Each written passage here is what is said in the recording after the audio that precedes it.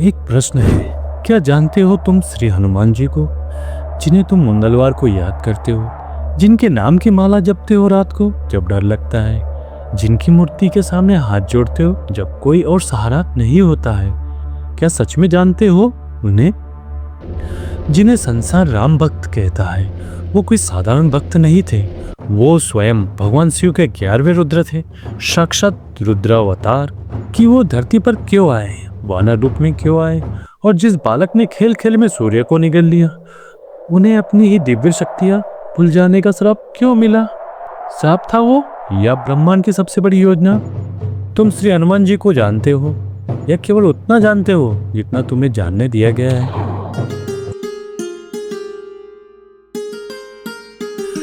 हजारों वर्षों में ऋषियों ने लिखा, मुनियों ने गाया, लेकिन श्री हनुमान जी की महिमा किसी एक ग्रंथ में समाई नहीं। उन्हें जानने के लिए हर ग्रंथ को पलटना पड़ा।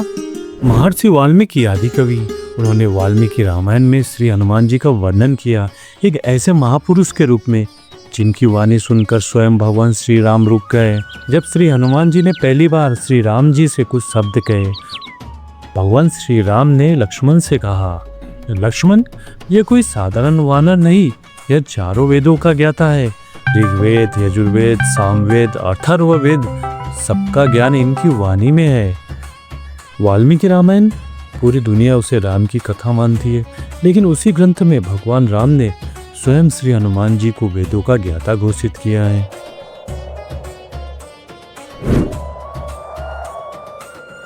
कलयुग में गोस्वामी तुलसीदास जी ने रामचरितमानस में श्री हनुमान जी को लिखा, अष्ट सिद्धि नवनिधि के दाता, अर्थात 8 सिद्धियां और 9 निधियां जो ब्रह्मांड की सर्वोच्च शक्तियां हैं, वो श्री हनुमान जी दे सकते हैं, क्योंकि वो स्वयं उन सबके स्वामी हैं। और हनुमान चालीसा तुलसीदास जी ने लिखा, 40 चौपाइयां, लेकिन क्या यह केवल 40 पंक्तियां हैं या एक दिव्य ताला है जिसकी चाबी हर किसी के पास नहीं होती? तुलसीदास जी को एक असाध्य पीड़ा थी, हाथ पांव काम नहीं करते थे, शरीर टूट रहा था। उसी पीड़ा में उन्होंने हनुमान बाहुक लिखा, और वो पीड़ा जो दवाइयाँ नहीं मिटा पाई, श्री हनुमान जी की कृपा से मिट गई। आज भी हनुमान बाहुक असाध्य रोगों का अचूक अस्त्र है।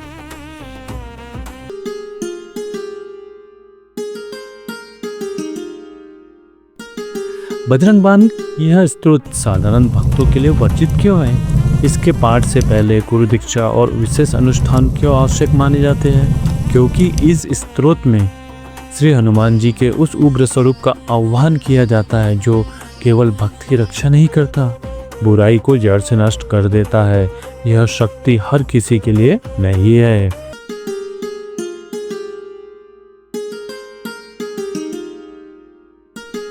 पाराशर संहिता में एक ऐसा रहस्य है जिसे सुनकर दुनिया चौंक जाती है।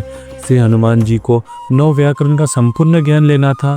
वो ज्ञान था सूर्यदेव के पास, लेकिन सूर्यदेव ने शर्त रखी, यह ज्ञान केवल गृहस्थ को दे सकता हूँ। और तब उस अखंड ब्रह्मचारी ने ज्ञान के लिए सूर्यपुत्री देवी सुवर्चला से ज्ञान विवाह किया। विवाह हुआ, लेकिन ब्रह्मचर्य कभी नहीं टूटा, क्योंकि देवी सुवर्चला विवाह के तुरंत बाद तपस्या में लीन हो गई। पाराशर संहिता कहती है, श्री हनुमान जी ने ज्ञान के लिए सब कुछ किया, यही थी उनकी ज्ञान साधना।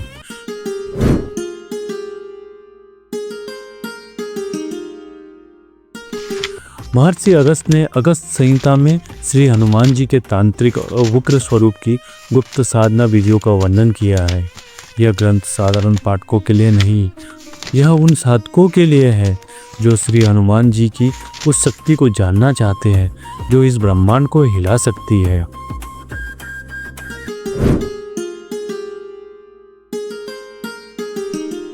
जिन्हें संसार केवल मानता है, हनुमान गीता में वही श्री हनुमान जी जगत गुरु बनकर प्रकट होते हैं। उनका ज्ञान, उनका उपदेश सीधे आत्मा को शिव से मिला देता है। एक सेवक जो गुरु भी है, एक ब्रह्मचारी जिनका ज्ञान विवाह भी हुआ, एक योद्धा जो महाकवि भी, एक भक्त जो स्वयं रुद्र का अवतार है। यही है श्री हनुमान जी।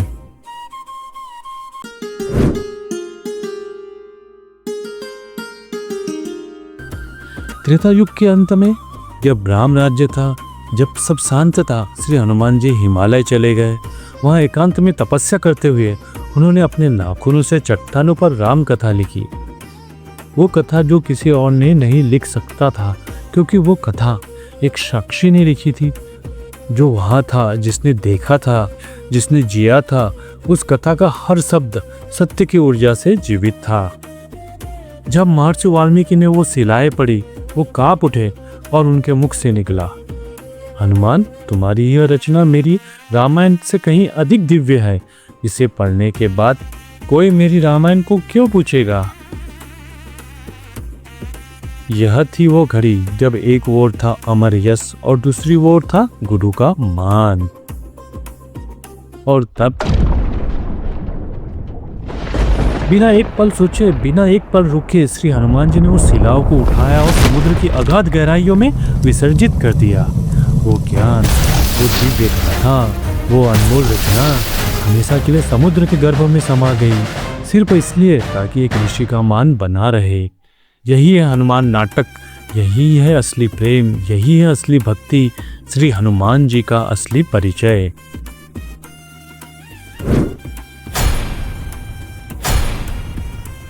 वाल्मीकि रामायण ने उन्हें वेदों का ज्ञाता कहा, रामचरितमानस ने उन्हें अष्टसिद्धि नौ निधि का दाता कहा, पाराशर संहिता ने उन्हें ज्ञान विवाह का रहस्य खोला, अगस्त संहिता ने उनकी तांत्रिक शक्ति का वर्णन किया, हनुमत गीता ने उन्हें जगत गुरु माना। लेकिन सबसे बड़ा ग्रंथ वो है जो आपके हृदय में लिखा गया है, राम नाम के रूप में। श्री हनुमान जी ने अपना यश त्यागा, अपनी दिव्य रचना समुद्र में समर्पित कर दी, अपना सर्वस्व श्री राम के चरणों में अर्पित कर दिया। तो क्या हम अपने जीवन का बस थोड़ा सा समय धर्म के लिए नहीं दे सकते? इसी भावना को जीवित रखने के लिए श्री क्षेत्र आमनाथ समिति द्वारा आमनाथ क्षेत्र पर अपना 5वां महाशिवरात्रि महोत्सव मनाया गया। महोत्सव पर सामूहिक हनुमान चालीसा का पाठ आयोजित किया गया था। यह केवल एक कार्यक्रम नहीं, यह उसी हनुमान नाटक की गूंज है जो युगों पहले पत्रों पर लिखी गई थी और आज आपके हृदय में लिखी जा रही है। दोस्तों, अगर श्री हनुमान जी की इस अखद गाथा ने आपके रोंगटे खड़े किए हैं, आपके आंखें भर आई है, अगर होठों पर राम नाम आ गया है, तो इस ज्ञान को यहाँ मत रोकिए, इसे हर सनातनी तक पहुँचाइए। कमेंट में लिखिए जय श्री राम, जय बजरंगबली और चैनल श्री क्षेत्र आमनाथ तीर्थ स्थल को अभी सब्सक्राइब करें। श्री राम, जय जय राम। जब तक राम का नाम रहेगा तब तक श्री हनुमान जी का यश गूंजता रहेगा। जय श्री राम।